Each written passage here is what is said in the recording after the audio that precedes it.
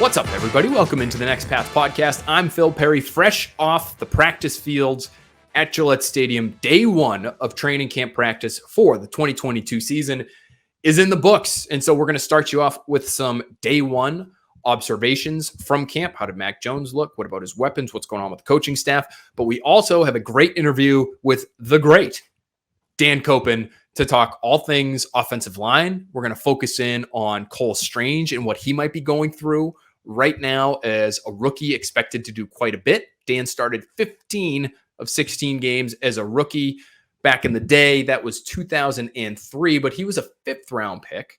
He wasn't a first round pick the way Cole Strange is. So a little bit different situation, but he gives you another comp that you'll be familiar with if you're a Patriots fan of a certain age. Great chat with Koppen. He also tells us about how this whole thing where the offensive line coach, Matt Patricia, might be calling the offense is going to work out.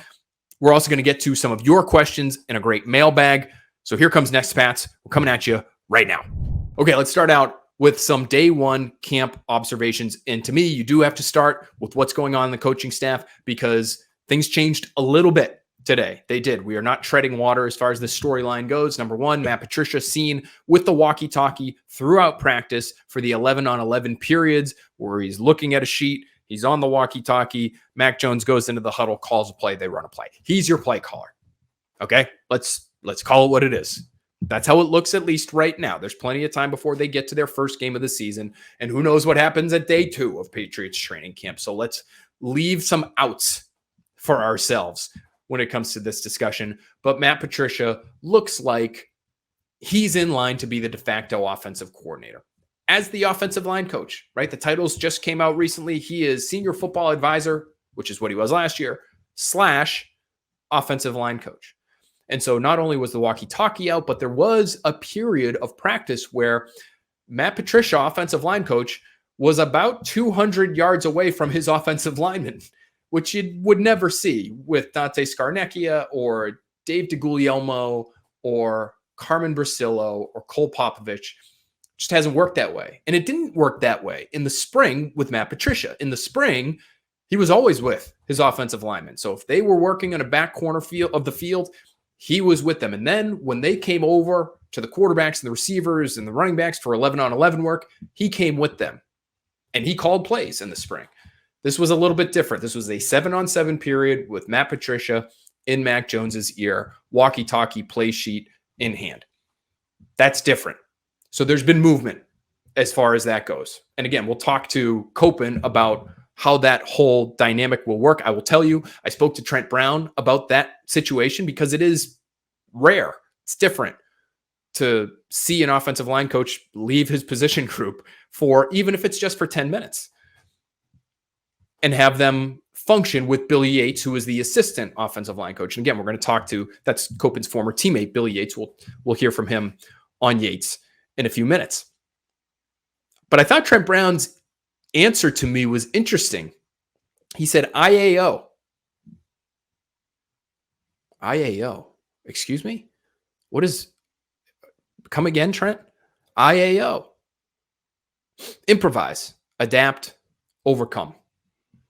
Which I guess, after a quick Google, is a Marine slogan.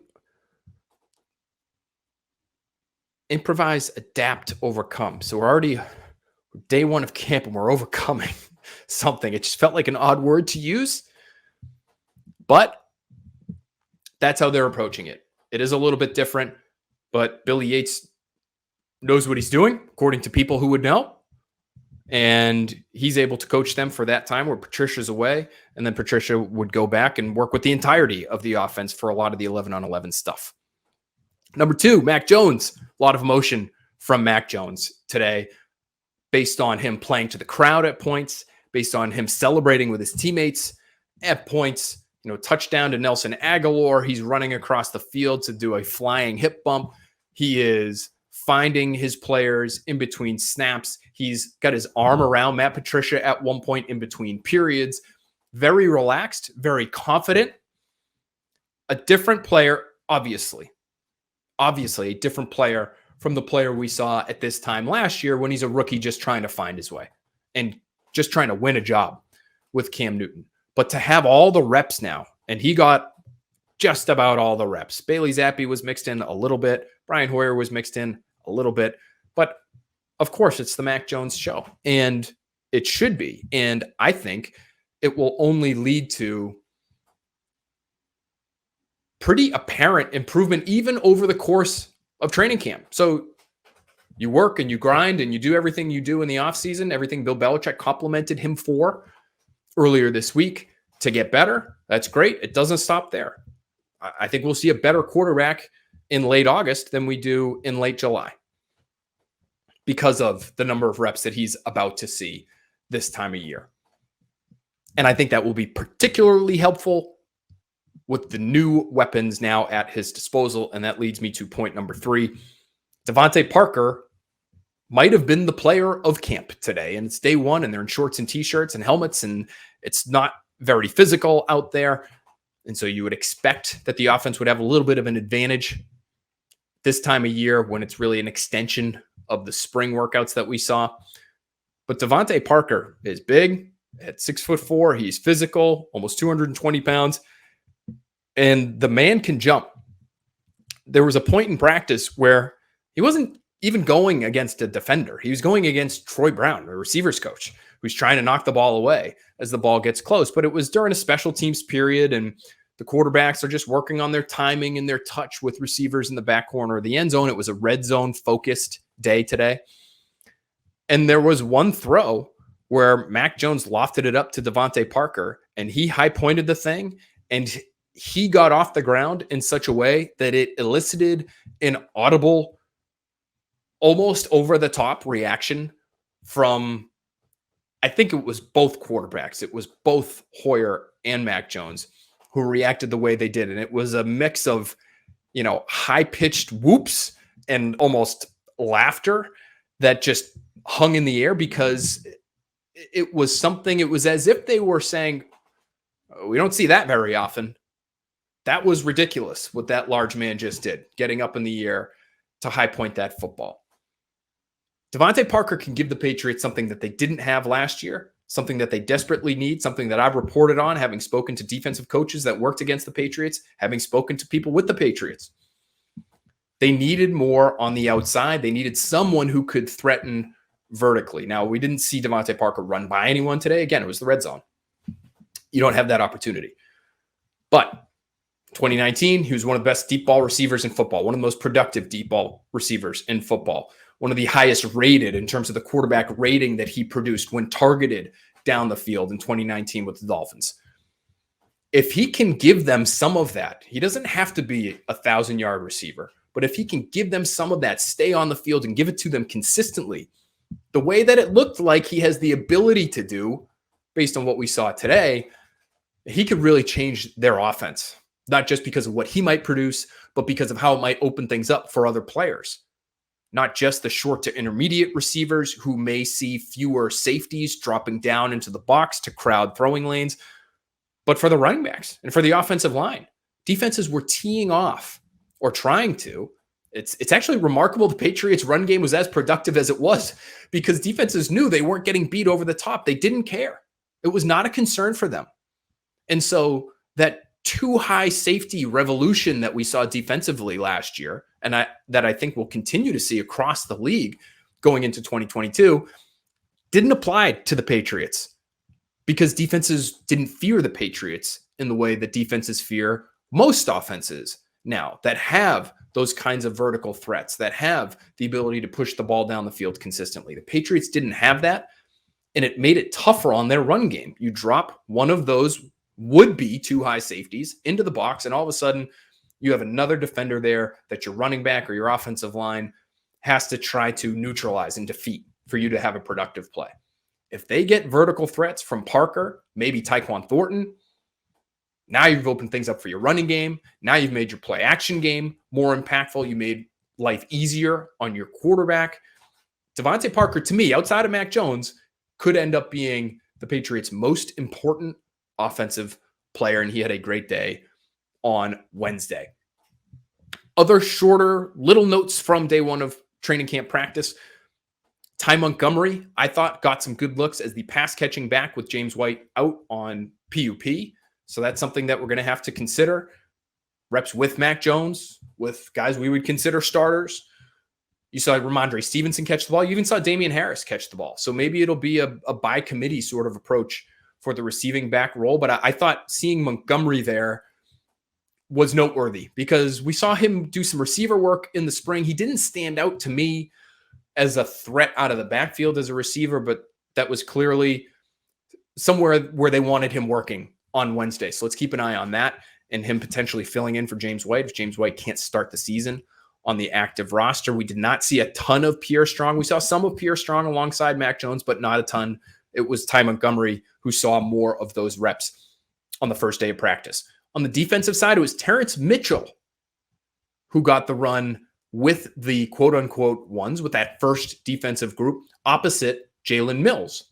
So not Malcolm Butler, who I would have pegged as one of the potential starters at outside corner, maybe opposite Mills. I thought we might actually see Mills in the slot a little bit because Jonathan Jones, their presumed starter in the slot, their top slot option, is on the PUP list to start training camp. But it was Mills on the outside and it was Mitchell on the outside. And Mitchell was actually one of the guys in coverage on Devontae Parker when he had one of his better catches of the day. Physical catch into a tight window. Mitchell was there to break it up, but couldn't. Actually landed on top of Parker, kind of took him down. You don't see a whole lot of that when these guys aren't in pads.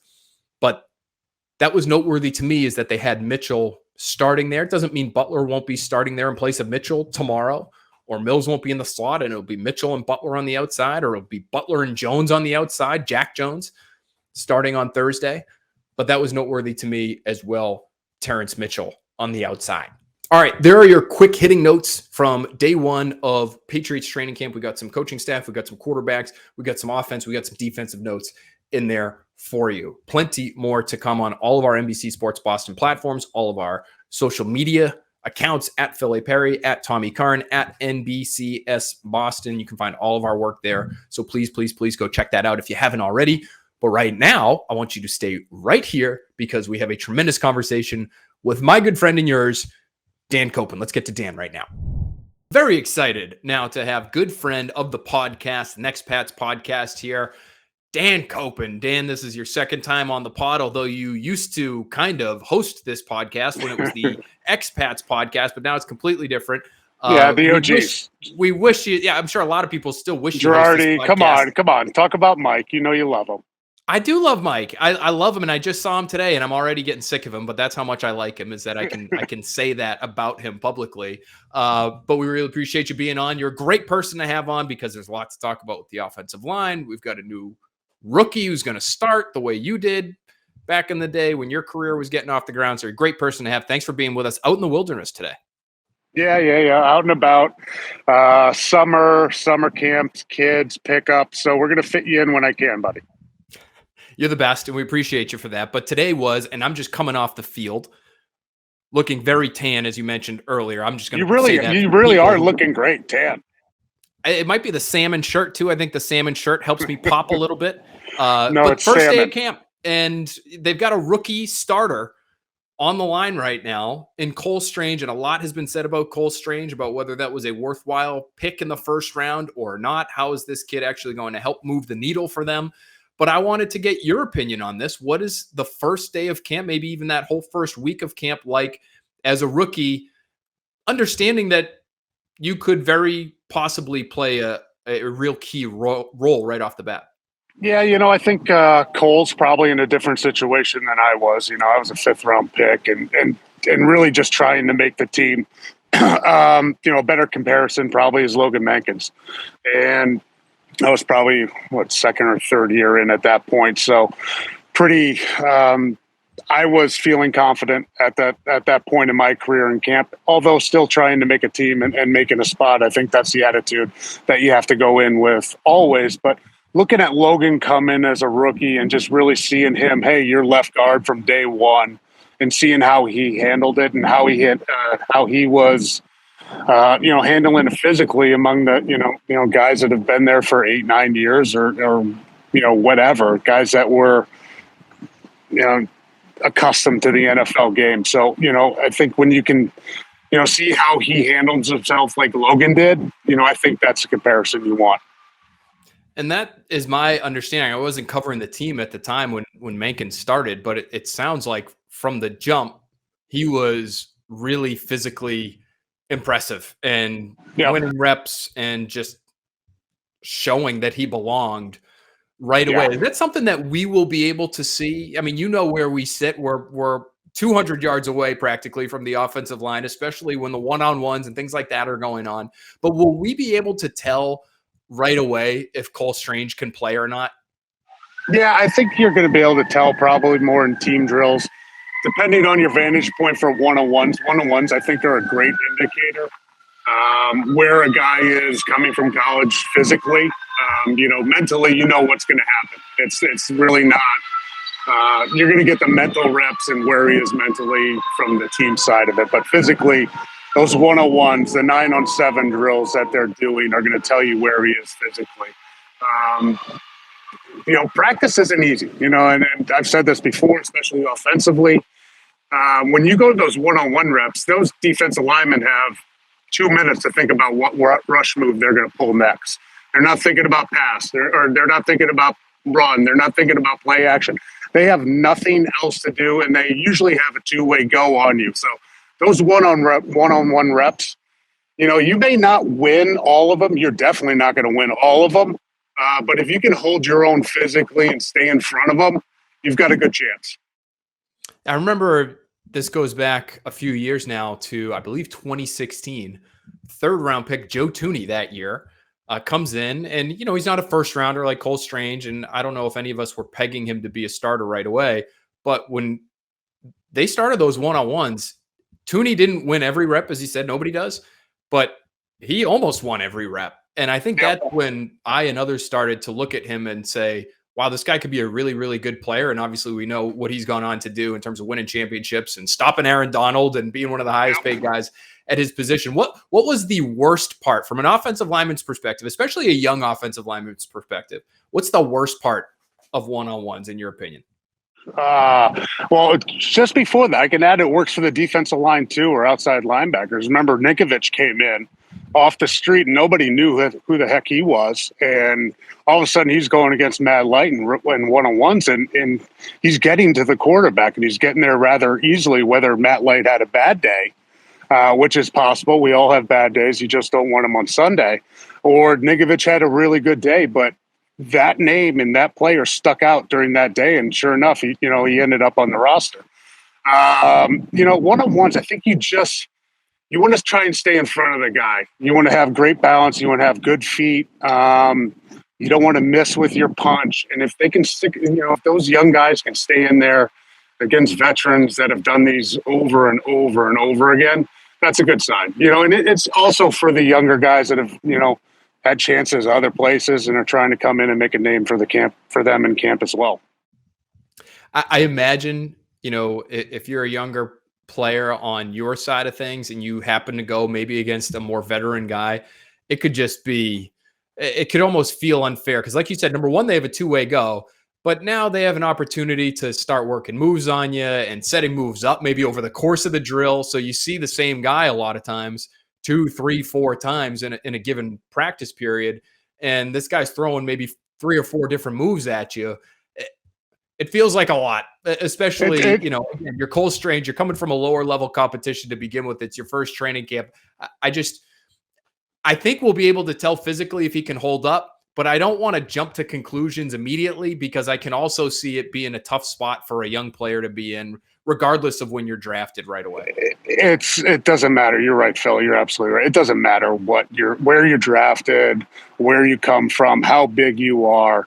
One-on-ones are a very, very hard drill, not only in summer camp or training camp, but throughout the year. They do them throughout the year. And,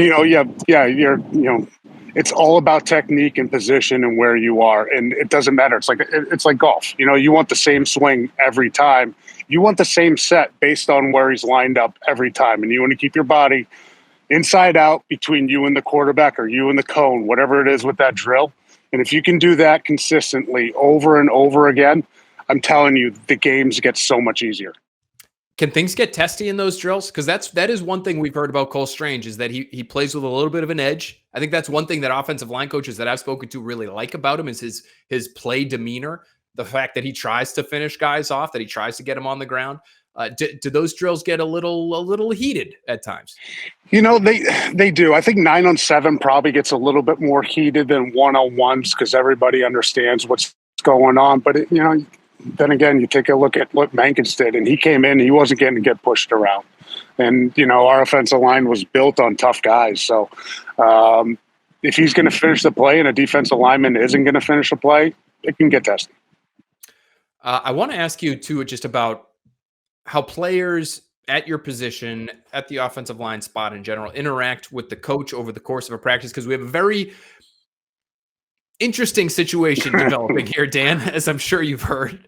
And really, it sort of fleshed itself out a little bit in the first practice of training camp, where Matt Patricia, who was at times during the spring in 11-on-11s, so while the offensive line is right there in front of him, was calling plays with Mac Jones. And so that led a lot of us to believe, okay, this guy might end up being the de facto offensive coordinator, even though he doesn't have the title. What made it even more interesting today was there was a point in the practice. Again, he never really left the offensive line, whether it was individual position periods or 11-on-11s. That was in the spring. Today, there was a period of 7-on-7 where Matt Patricia was about 200 yards away from really any offensive lineman for the Patriots. And that's something I've never seen with Dante Scarnecchia or Dave DeGuglielmo or whoever is here coaching the offensive line. How weird might that be for the players to see their offensive line coach entitle up and leave to go do something else for 10 minutes while they're grinding away? Yeah, I know how it looks probably on the outside, and it probably is a little bit weird for those guys, maybe during mini camps or the off-season program. But I hope at this point there is a established chain of command and how things are going to work and who's doing what. But I will say they do have Billy Yates there as well, who is a great guy, grew up under Dante Scarnecchia, played under him, learned under him for a time being, and has been on that staff for a long time. So whether Matt Patricia is there the whole time or he has to go call plays on 707, they still have a very, very capable coach in Billy Yates coaching those guys, doing it the right way. And he played with you for 4 years, right? Billy Yates did. So, I mean, could you see him kind of running things if that's what's required? I assume there's going to be times where Matt Patricia is in a quarterback's meeting and the offensive linemen maybe are doing something else. And it is Billy Yates who might be kind of leading the charge, so to speak, in given situations. Yeah, there's no doubt in my mind that Billy Yates is capable of leading those drills and leading the offensive line while Matt's doing something else. And if that's a structure that's set for the Patriots this year, that's the way it is. I get it. And that's the big topic with the non-called offensive and defensive coordinators. But as long as those 53 guys plus the practice squad and whoever's in training camp understand what the roles and responsibilities are from their coaches, there's no problem. It's just noise on the outside. You think they'll be able to work their way through this despite the change and despite the relative inexperience that guys like Patricia and Joe Judge have? Phil, the offense is the offense. The offense isn't changing. Now, whether Matt Patricia or Joe Judge or Bill Belichick, whoever's calling the plays for probably the first time this year, can call the right plays at the right time and do that, that's probably more of the question. Not necessarily what the offense is. You got 5 or 6 guys, 7 guys maybe in the offensive line room. It's the same offense. It's the same thing. Billy's been there for how many years? He knows the offense. He knows the techniques. I'm not worried about the techniques and the coaching and the drills. Let's just focus on, is that the right play call? And that's what will be really interesting to see is if, how much of that falls on Mac Jones, in the moment, hey, this isn't going to work. Alert, or I need a timeout here, or I've got to figure out something on the fly. I've got to change a route. I think a lot of that will end up falling on Mac Jones. 1,000%. And 90% of those calls that coming in, it's a check. You can get many more of Dan Koppen's takes on the Patriots and their offense and what the offensive line is going to look like and whether or not, who knows? Maybe they should be calling him in to consult for the offensive line at times during the season. Yeah, I'll be waiting for the call, Phil. On the Past Our Prime, brought to you by Squad Locker, Past Our Prime podcast. It's Koppen. It's Tip Fairchild, who's a minor leaguer. I love the description on the Apple podcast page. They will take you in the locker room from the eyes of a has-been, I guess that's you, and a never was. This podcast is powered by Squad Locker, of course. So great description there. Great stuff from the two of you and great stuff from you here on Next Pat's Dan Koppen. We really appreciate your time, my friend. No, anytime, buddy. I appreciate it. Awesome stuff from Dan. Really appreciate him jumping on. The man is everywhere. Not only does he have his podcast to tend to, but he has children to tend to as well. And so he's in the middle of picking up his kids at camp today. We love him for joining us, and he just brings great insight to the table for us, especially, again, there's so much happening on the offensive line right now, on the coaching staff, a rookie being tasked with a lot. And I love that comparison to Logan Mankins. Not that he has to be Logan Mankins, who, in my opinion, is a Hall of Fame level guard, but he does have to be able to prove that he can physically hold his own. And athletically, I don't think there's any question that he will. The guy tested through the roof prior to this year's draft. But strength-wise, how does he hold up? If he gets a bull rush from Christian Barmore, what does that look like? Because he is a little bit lighter. He's an interior offensive lineman, played guard in college. He's not one of these tackle to guard converts that you see sometimes. He's a guard through and through. And that's where he'll be between Trent Brown and David Andrews when David Andrews can get off of PUP. But for Koppen to join us with all the experience that he has, 1, 2, 3, 4, 5, 6, 7, 8, 9 years with the Patriots, and then one in Denver with Peyton Manning, 132 starts to his name. Nobody better for us to have on when it comes to talking about offensive line coaches, young offensive line players, what the one-on-ones will look like. That's what you guys should be watching, in my opinion. And I thought Koppen did a great job of illustrating it, just how important and how indicative of ability those one-on-ones can be.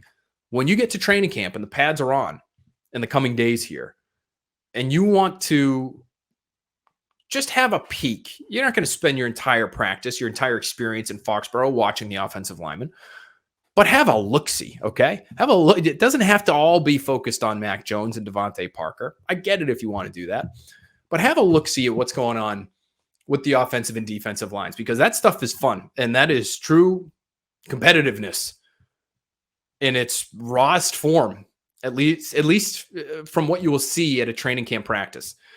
It's really entertaining, and it gives you a really good idea of who can hack it and who can't. And so not only will Cole Strange have a chance to prove himself in those situations, but we'll have a chance to see how much better Christian Barmore has gotten. We'll have a chance to see, what the swing tackle situation is. When the tackles in New England are Trent Brown and Isaiah Wynn, and those guys have missed as much time as they have, that third tackle spot's pretty important. So is it Justin Herron again? Is Yodny Kajust finally coming of age as a football player and maybe somebody who can be depended on to do a little bit more after being drafted in the third round in 2019? So great stuff there from Dan. Let's get to the mailbag right now, and we'll fire through these really quickly because we have so much to get to. I am off in just minutes to a Training Camp Central live shot that will come at you at 6 o'clock as they always do. Thanks so much for watching those. Thanks so much for watching Early Edition immediately thereafter. You'll see our faces together at the same time. A lot of faces there for you to handle, but we'll be there on Early Edition just about every single night. So thanks for joining us there. But here's our first question from Setianari, one of our favorites. Hi, Phil. Great to have the Next Pat's bag back. I feel the same way. Top 3 things to keep an eye on in camp. So that to me is in the top 3. Let's put it at number 3. Cole Strange in one-on-ones. Okay. These are camp specific observations I want you guys to keep an eye on. It's what I'm going to be keeping an eye on. How does Cole Strange hold up? Number 2, where is Josh Uche and how often does he pop? Because in my opinion, they need him to pop. This defense needs playmakers. He has the ability to be a playmaker, the physical ability to be a playmaker, the athlete that he is. But we haven't seen it yet. He played 218 of his 241 snaps last season on the edge. Is he an edge guy now? Is he off the ball? Is there a little bit of a scheme change maybe happening in New England where we see more true 4-down fronts where Matt Judon serves as maybe a stand-up defensive end, or maybe he even gets down into a 3-point stance at times? with Dietrich Wise on the opposite edge, because the Patriots don't love having Josh Uche on the edge on first and second down. They really haven't shown that they're willing to do that yet, the way that they have been with guys like Kyle Van Noy in the past. He has to be a really important player and a really impactful player for this defense to get to where it needs to be in the playoff conversation. In my opinion, they need more on the edge. They need more from their pass rush. I think they're going to get plenty from Christian Barmore. I think they will get enough from Matt Judon.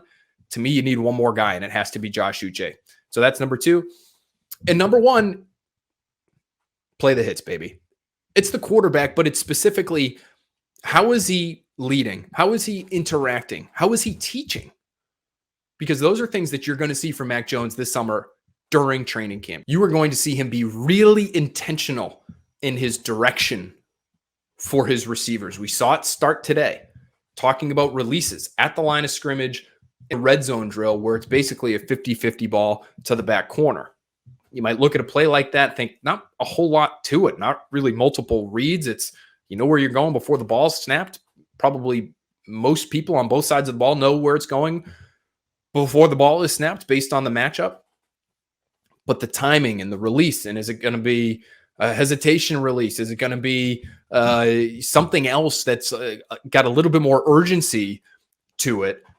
We saw him talking to his receivers and trying to figure out the timing there, making sure they had everything down there. You're going to see more of that day in and day out. I think you're going to need to see more of that from Mac Jones based on where this coaching staff is. He's going to have to be a coach in some ways in order for this offense to be humming at its peak. So there's 3 things for you, Seti and Ari. Kyle Marsden is up next. Kyle Marsden, 441. Who should people be watching as the biggest sleepers to make the training camp, out of this training camp to make the roster? Well, Trey Nixon doesn't count as a sleeper anymore because he had such a good spring.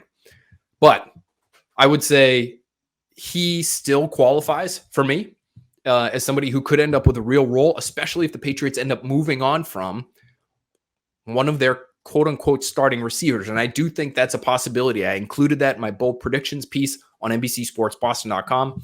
Nelson Aguilar is sort of the obvious choice there. The Belichickian move, to me, as much as I would dislike it, would be to move Jacoby Myers, who may hit free agency next offseason.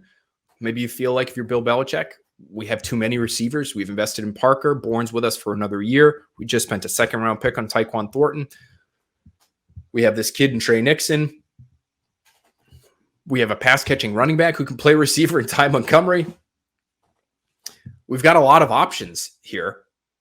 Does it make the most sense to part with a guy who would get us something back in a trade, especially if we think he might not be here next year? So I would include Trey Nixon in the conversation as still a sleeper, because I think he's still a sleeper in terms of being somebody who will end up with a real role, but he's somebody I would keep an eye on. I'd also keep an eye on Daniel Uquale.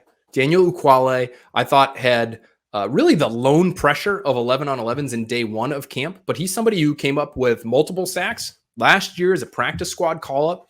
And if he continues to make plays, he may force his way onto the roster. You know, you think between Lawrence Guy and Devon Godshaw and Christian Barmore, maybe you include Dietrich Wise in that conversation. Maybe you include Henry Anderson in that conversation because he's so experienced, so much time in the league under his belt. You think of those guys as the Patriots defensive line for 2022.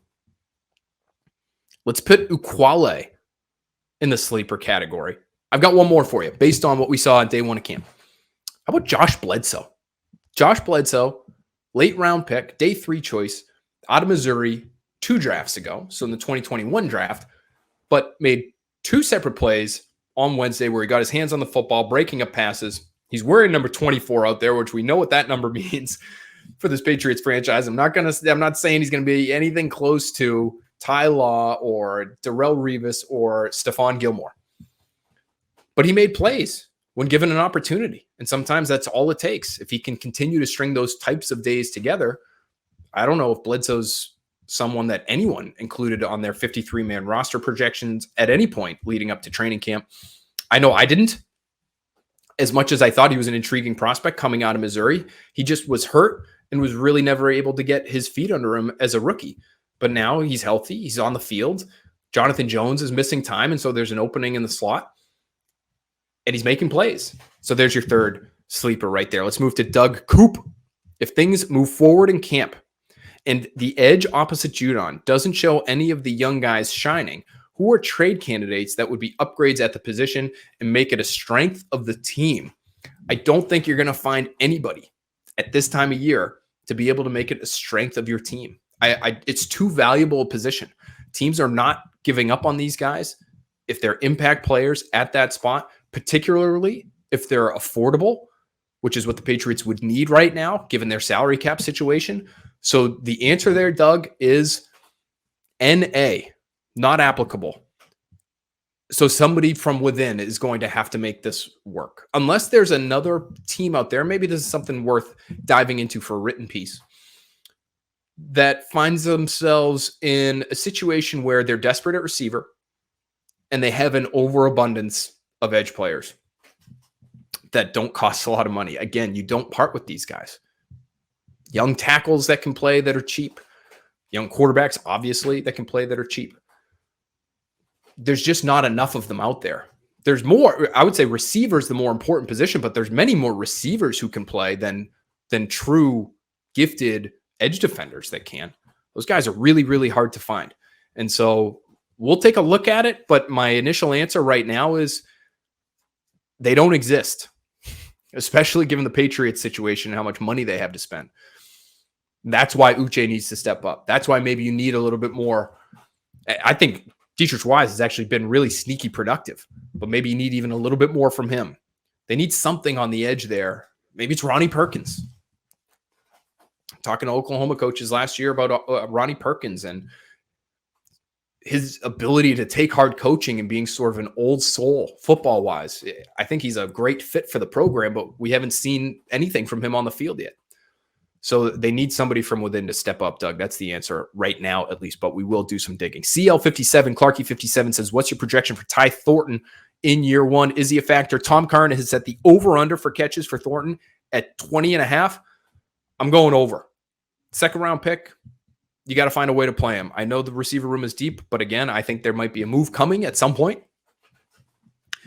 And they're going to find a way to use him, to target him down the field, to try to soften up opposing defenses. Second round pick, redshirt year at a position where you need some help in terms of threatening deep. You don't need a body. Like I said, they're deep there right now, but you do need to threaten deep. He's going to get targeted. He's going to end up with more than 20 catches this year, Clarky. Mark it down. All right. MA Chris Collins says, Phil, I'm anxious. I can read. I'm anxious to see how the receiver room is going to shake out. Who's the odd man out? Moving on from Aguilar seems like a no-brainer, but is there a viable trade market at his salary? I doubt it. Got to keep the finances in mind here. $9 million base salary. So maybe there's a team out there that gets desperate. I'm going to pull up the Texans over the cap assessment right now because they just lost John Mechie for the season. Hopefully he's going to be okay. He's been diagnosed with cancer. The guy's been through a lot recently with injury.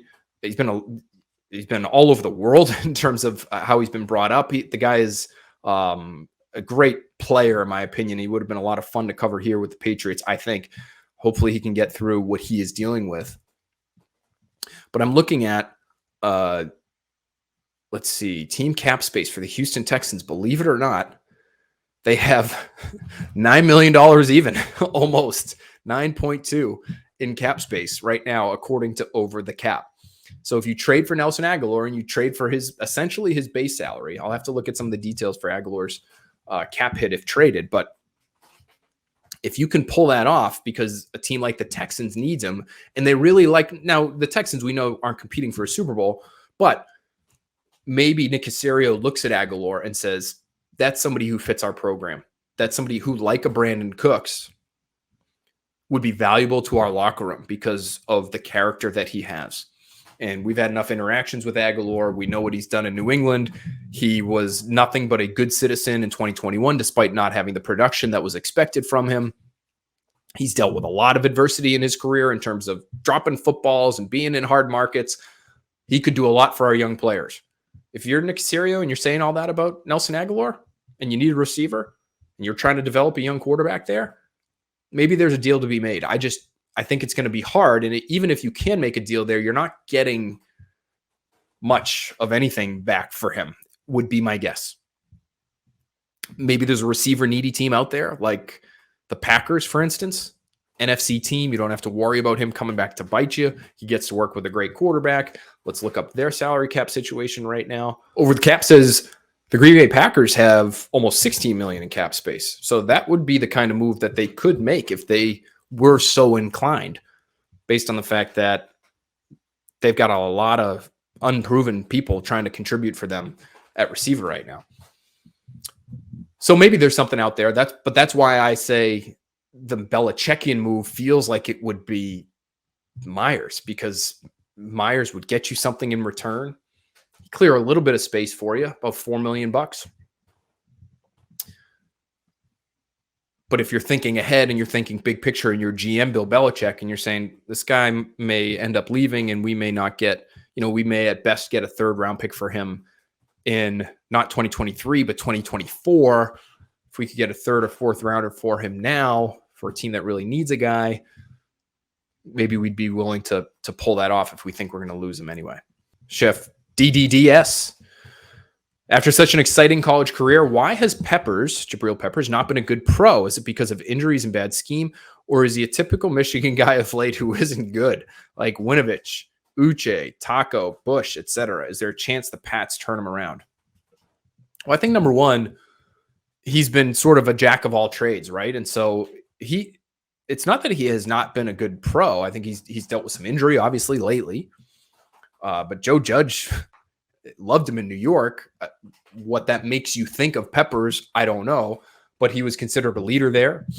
And is somebody who has returned punts. He's played in the deep portion of the field. He's played the intermediate portion of the field. To me, I think he came in as a big name, and a lot of people expected a lot from him. He was playing running back. He was one of the most exciting players in the country, and he's never turned into that. But that doesn't mean he hasn't been a good pro, in my opinion. And I think here in New England, he's in a spot where he doesn't have to be an every down guy. You have Phillips, you have Duggar, you have McCourty. You can use him as a specialist of sorts and as depth for some of those guys. As a hybrid linebacker, safety, you're probably not going to want to use them in the deep part of the field all that much. You're probably not going to want to use them in a lot of man-to-man coverage. But in zone, as a guy who has good instincts, which I've been told he does, and enough athleticism to come downhill and enough forceful sort of impact ability in the run game, he's somebody that I think could make an impact here in New England. Mark Bokel. Mark, thank you for checking in. He says, who are the starting linebackers on this team? Straight to the point. Love that. It's a great question. I don't know. I would say Juwan Bentley is going to be one. That would be my guess. And when you're saying starting linebacker, is that even more important than who plays on 3rd down? In my opinion, no. But I think Bentley, because he's a bigger body, they're going to want him out there 1st and 2nd down. He's, I would guess, probably in line to be a captain again. And maybe even be the signal caller defensively in the middle of the defense because he has so much experience in this scheme. But I would say he's one. And then the other spot to me, and I think of this because everything is nickel now, I think of starting defenses as having really 2 off-the-ball linebackers. I would say Bentley's one. And then the other spot to me is up for grabs between Raekwon McMillan, Cam McGrone, and Mack Wilson. I think Cam McGrone is still so young. He might be the most explosive athlete of the bunch. I just have a hard time, at least right now, envisioning him as a starter. I think it probably comes down to McMillan or Wilson. And I actually like both players, believe it or not. I think Wilson has some splash play ability. He has some coverage ability in zone. He has good athleticism, combined with some explosive hitting ability. And so he can do some of the things that they'll ask him to do, coming down and taking on guards in certain situations. McMillan had a great camp last year and then obviously has the devastating ACL injury, misses the full season. But he was somebody who showed good instincts and was constantly making plays last summer. If he can do that again, then give it to McMillan, sure. And let Wilson fill in where he can. I just wonder if he's going to be fully all the way back from the ACL. And if Wilson's a little bit healthier and he's an ascending player, which is, it's funny. That's what I was told Wilson was by people in Cleveland. They said he's actually gotten better. It's just he's blocked here in Cleveland. They have too many pretty good players there. And he wasn't going to beat out Jeremiah Owusu-Koramoah for a starting role in Cleveland. And so they needed pass rush help, and they're analytics guys, and they're very much analytically driven. They love Chase Winovich because of his productivity rate. When he was on the field and he was rushing the passer, he had seasons where he was really good about getting close and defeating the pocket and getting to quarterbacks and impacting them. So they end up making that deal. But people in Cleveland, my understanding is, really liked Mack Wilson. So long answer, short question. I think it's Wilson or McMillan. If McMillan is what he was last summer, he would be my guess. Next question is from This Is My Burner. Love it. Okay. Let's just be upfront about that. Is Marcus Jones a full go for camp? He is. Expectations for year one. Hard to say, though. He was practicing with the punt returners today, and I think that could be his primary role as a rookie, unless Jonathan Jones continues to miss time and he establishes himself as a true starting caliber slot corner. I mean, he's a really, really good athlete. He's undersized, but punt returns for me is where I would be looking first and foremost. He took punts with Trey Nixon, Kyle Duggar, and Kendrick Bourne. To me, if they want to do what they did almost with Cyrus Jones a couple years ago, I don't think they're beyond having a guy who's almost like a primary punt returner and then gives you depth at a few other spots, including in the slot, maybe even at safety. Maybe they mix him in there. Slot and safety have some crossover in the Patriots scheme. Maybe even at slot receiver. Find our podcast with Doug Belk from Houston, who coached DBs at Houston, coached Marcus Jones, and told us what Dana Holgerson, who coached Danny Amendola and Wes Welker at Texas Tech, said about Marcus Jones, which is that guy is so shifty, he could play offense in the league. So take that for what you will. But I think punt returner, and yes, he is a full go. Bill Belichick told us that just before camp began, and he was a full participant today. Quality Smoke, last question. Listen to the Andrew Luck podcast. How would you compare Mac mentally to Luck? Does the fact that Mac is limited in athleticism actually set him up for a longer career a la Brady by avoiding big hits and dangerous runs like Luck, RG3, Lamar, etc.? Not only is it the limited athleticism, but I do think there's an understanding of your surroundings that Mac Jones has that somebody like Jimmy Garoppolo doesn't, that we saw a little bit last year. When he does break the pocket, he knows how to get out of bounds. He's not trying to lower his shoulder into someone to pick up an extra yard, generally speaking. Now, who knows? Heat of the moment, anything can happen. But yes, that will help him. Understanding his surroundings, understanding his abilities, his capabilities, his athletic ability. Bill Belichick said he's self-aware. He knows what he can do and what he can't. I think that's a huge credit to him. It's unfortunate that that's in some ways what did in Andrew Luck, but that was really more because of what was an atrocious offensive line and just a horribly built roster. Completely let the guy down and probably ended his career early because of it. So he found himself on the run more because he was a good athlete, but had the Colts protected him in the way they should have, you probably would have seen a much healthier Andrew Luck over the course of his career, and maybe you would still see Andrew Luck in a Colts uniform. All right, guys, we have gone way too long on this, but thank you so much. I thought it was a great podcast to digest what we saw on day one, to talk to Dan Koppen. We're going to continue to try to get you the best guests we possibly can all season long to talk to us about not just Cole Strange and the offensive line, but Mac Jones, obviously, and how he tracks in his second year. What's going to happen with his coaching staff? How does it look? How is it functioning? What's Tyquan Thornton up to? Marcus Jones, Jack Jones. This is the Next Pats podcast. We are going to still continue to try to focus on these young Patriots players and where they are headed as a team, as a group. But that, of course, will mean a lot more Mac Jones talk, as was the case last year, which I know you're excited about because people are excited about this team, as they should be, in my opinion. I think this is a double-digit win team. I've said it all along. 10 wins. That's what they should be expected to do this year, in my opinion. Despite what's going on the coaching staff, they're going to have a better quarterback this year. They have better pieces around him. It's going to be a fun year for us to cover here on Next Pats. Hopefully, you will stick along for the ride. Continue to follow us, again, on all our platforms, at Phil A. Perry. On Twitter, you'll be able to find all our work, my work there, at Tommy Karn for Tom's stuff, and at NBCS Boston, and at NBCS Patriots as well. All kinds of great video content up there. The camera guys are chipping in with great stuff, all kinds of sound from training camp practices. It's impossible for one of us to do it all, but our powers combined, we have you completely, utterly covered. Thanks so much for listening today. We'll talk to you next week.